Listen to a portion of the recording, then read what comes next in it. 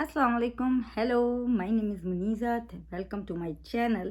तो बात करूंगी आज मैं कलंक ड्रामे की, जो कि जियो टीवी पर आ रहा है। पहले मैं उनकी कास्ट के बारे में आपको बता दूं। जो हेरा मानी हैं वो प्ले कर रही हैं सारा का करेक्टर, और जुनैद खान एज वहाज, नाजिर जहांगीर एज दुरिया, और समी खान की तो अभी एंट्री हुई नहीं है, मगर वो भी शो में आने वाले हैं एज दानियाल, और जैन अफजल एज शाहरुख, एंड आयशा गुल एज रोमाना, कामरान जिलानी एज सरफराज, नाजली नसर एज हमीदा, सबा हमीद एज शहाना, नूरुल हसन एज असगर।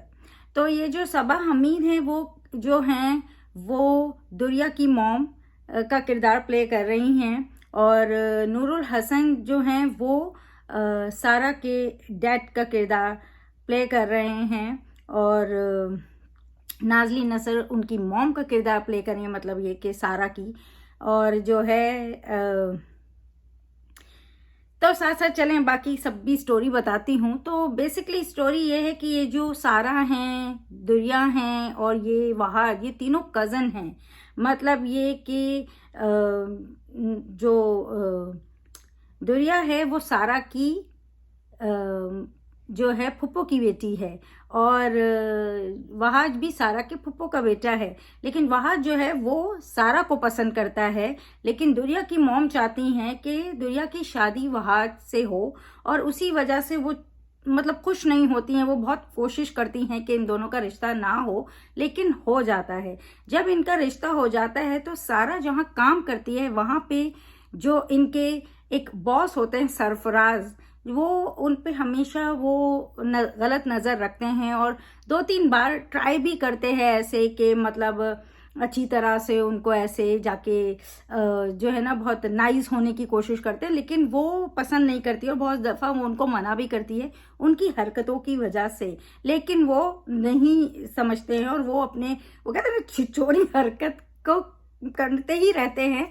और उधर कोई है जो उनको पसंद करता है, और वो दोनों मिलके जिस तरह से इस लड़की को, सारा को फंसा देते हैं, जो आगे उसके लिए मतलब इतना बुरा हो जाता है कि जो उसका मंगेतर होता है वहाज, वो मंगनी तक तोड़ देता है। और फुप्पो की तो ख्वाहिश पूरी हो ही जाती है, क्योंकि वो तो वही चाहती थी, लेकिन जो उनके बाप हैं वो टूट जाते हैं। पहले तो मैं बताऊंगी कि गलती सारा की भी है। जब वो सरफराज 2-3 बार ऐसी हरकत कर चुका था, और आपने ऑलरेडी इसे 2-3 बार मना कर चुका था, तो आपको ये बात अपनी फैमिली को बतानी चाहिए थी। मानते हैं सम टाइम आप अपने माँ बाप ऐसे मतलब हसास रिश्ते होते हैं कि आप उनको नहीं बताना चाहते हैं कि वो उनको तकलीफ ना हो, इस तरह की सूरत होती है, और आप ये चीज़ नहीं करते हैं। मगर आपका कोई ना कोई तो ऐसा रिश्ता, कोई दोस्त, कोई तो होता है जिसको आप एतमाद में ले सकते हैं, जिसको आप बता सकते हैं। मगर सारा वो सब नहीं करती है, वो खुद ही की लड़ाई लड़ने में लगी रहती है और कोशिश करती है। क्योंकि यहाँ ना आपने 2-3 बार ऑलरेडी ट्राई कर लिया, आपने उस शख्स को मना किया कि वो ना करे जो वो कर रहा है, और आप उस तरह की लड़की नहीं हैं। आप वहाँ अपनी मजबूरी से आती हैं, काम करने आती हैं, और उधर मतलब ये वो जिस तरह से इसे समझ रहे हैं वो नहीं है ना। और दूसरा जो वहाँ पे उनके साथ जो काम करती है, जो सरफराज को पसंद करती है, वो भी जानती है कि वो कैसा है, उसके बाद भी वो लड़की को ही जो है ना रोक रही है, उसको ही धमकियां दे रही है, चीजें कर रही है। लेकिन जब ये सब कुछ हो रहा था तो सारा को ये बात वहाज को बतानी चाहिए थी। ठीक है, अपने माँ बाप को नहीं बताई तो, लेकिन एटलीस्ट अपने मंगेतर को बताती, लेकिन उसने नहीं बताया, उसने उनको नहीं बताया, और वो चीज़ बढ़ती ही चली गई। यहाँ तक कि वो सरफराज उनकी ड्रिंक में कुछ मिला देता है, और इस तरह की कोई पिक्चर ले लेता है। फिर उसके बाद वो पिक्चर्स, क्योंकि सारा जब वो लड़की को थप्पड़ मारती है, वो अपनी लिए फाइट करने में उनको मतलब एक तरह का कहते ना कि बोलती है कि भाई तुम, मेरा तो अल्लाह मालिक है, मेरा अल्लाह मेरा साथ देगा, और वो जब चाहते हैं कि वो उससे माफ़ी मांगे तो माफ़ी नहीं मांगती है बल्कि एक थप्पड़ मारती है। वो थप्पड़ उनको इतना ज़्यादा लगता है कि वो उसकी तस्वीरें उसके मंगेतर को भिजा देते हैं। और वो मंगेतर भी, जब आपने बचपन से देखा हुआ है उसे, जानते हो, आप कहते हो कि आप प्यार करते हो, तो भरोसा नहीं है आपको, मतलब किसी ने आपको कुछ भी किया हो, तस्वीरें भी भेजी हो, आपको पहले उससे बात करनी चाहिए थी, तन्हाई में पूछना चाहिए था कि ये इस तरह की मुझे तस्वीरें आई हैं, इसकी क्या सच्चाई है, तुमने क्यों नहीं बताया। आप प्यार करने का दावा करते हो लेकिन आपने वो चीज़ उसको नहीं पूछी जाके कि सारा ये क्या है, ये मेरे पास क्यों आया है, ये इसकी सच्चाई क्या है। आप इतने इमोशनल हो गए और आपने उस लड़की को सब में इस तरह से जाके क्वेश्चन किया, आपने बाद में एंगेजमेंट भी तोड़ दी, आपने उससे ही गलत बोला जो आपकी बचपन की कज़न है, जिसे आप बचपन से जानते हो, आपने उसको प्यार किया, उससे प्रपोज किया, उससे एंगेजमेंट की, उसके बाद आप इतने शकी हो कि किसी ने आपको बोला और आपने सब कुछ भुला दिया और आपने बस यही देखा जो आपको दिखाया गया, जो बताया गया। मतलब बाहर से आने वाला बंदा जो कोई नहीं है, जिसे आप फर्स्ट टाइम मिल रहे हो, फर्स्ट टाइम वो आपको कुछ बोल रहा है, उस पर आपने भरोसा किया, लेकिन जो बचपन से आपके साथ है उस पर भरोसा नहीं किया। तो फिर जो ये प्यार के दावे करते हैं ना, तो नहीं करने चाहिए। वो जो मुंह से जो अल्फाज बोले जाते हैं ना, वो ना बोलो मगर भरोसा रखो, तो वही प्यार हो जाता है। ये मेरी नज़र से है कि अगर आप कह रहे हो आप प्यार करते हो तो आपको भरोसा होना चाहिए। लफाजी तो सभी कर सकते हैं, हर कोई कर लेता है। वो तो ऑफिस में खड़ा सरफराज भी उसे बोल रहा है खूबसूरत हो, मैं पसंद कर रहा हूँ, मगर वो तो लस्ट है, दैट्स इट। लव तो अंडरस्टैंडिंग होती है ना, कम्युनिकेशन होती है, ट्रस्ट होता है, तो ये सारी चीज़ें होती हैं, प्यार होता है, सब कुछ मिलाकर एक रिलेशनशिप बनती है। और जब वो ही नहीं है तो फिर क्या ही रिलेशनशिप है।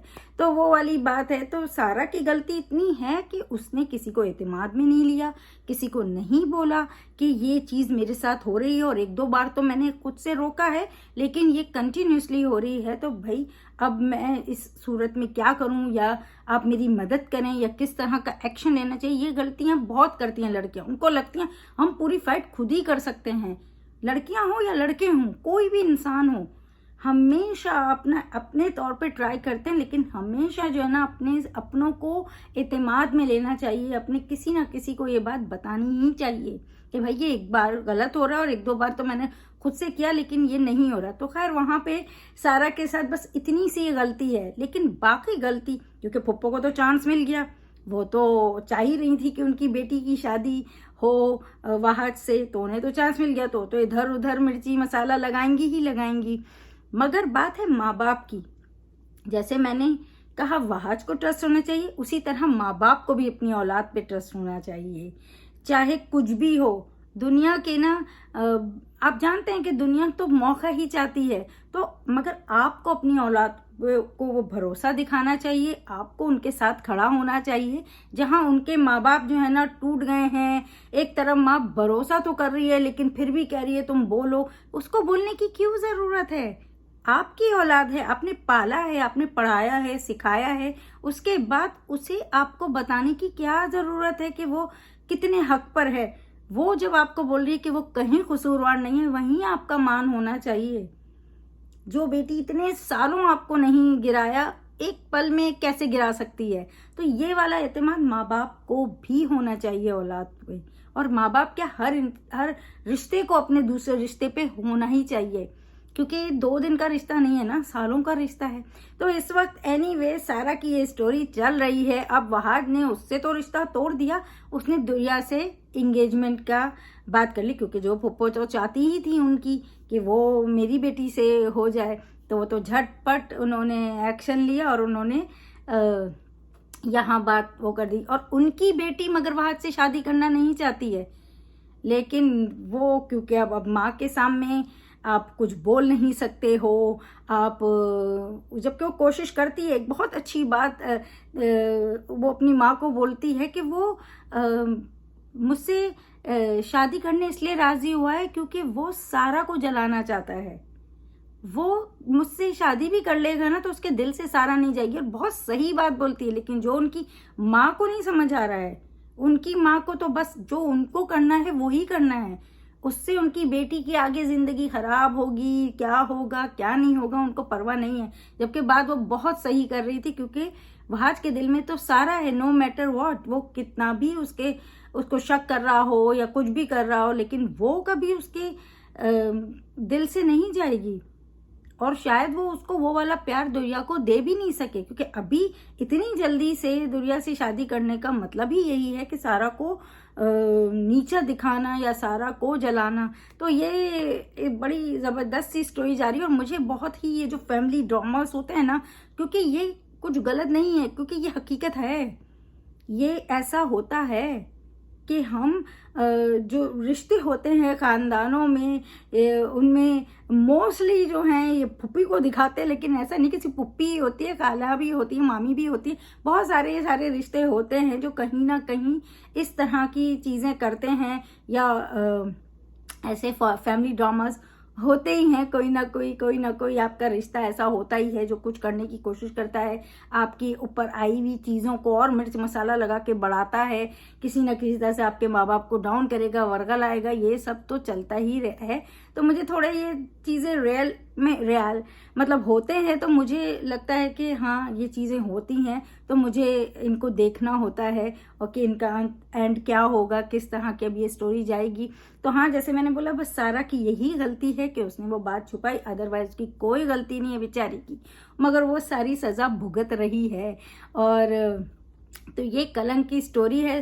13 उसके एपिसोड हो गए हैं, वही वो डेली आता है और ये जियो पर आता है। तो मुझे तो लगता है, क्योंकि जियो के मैंने जितने ड्रामे देखे 50-60 तक तो जाते ही जाते, तो ये जाने ही वाला है, क्योंकि ये तो डेली आ रहा है।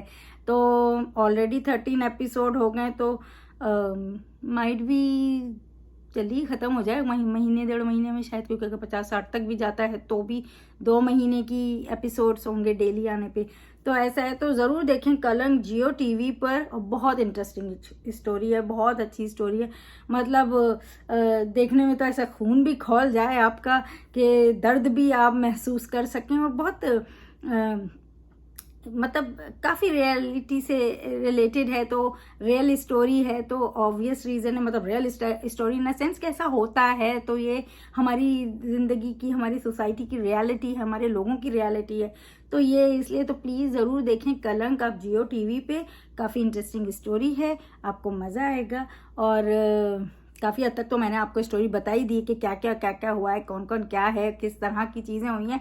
तो अगर आपको मेरा ये वीडियो पसंद आए तो प्लीज़ लाइक करें, चैनल को सब्सक्राइब करें और बेल आइकन को क्लिक करके रखें। तो फिर नेक्स्ट एपिसोड पे हम फिर बात करेंगे, और जब तक के लिए take care, have a nice day, bye bye.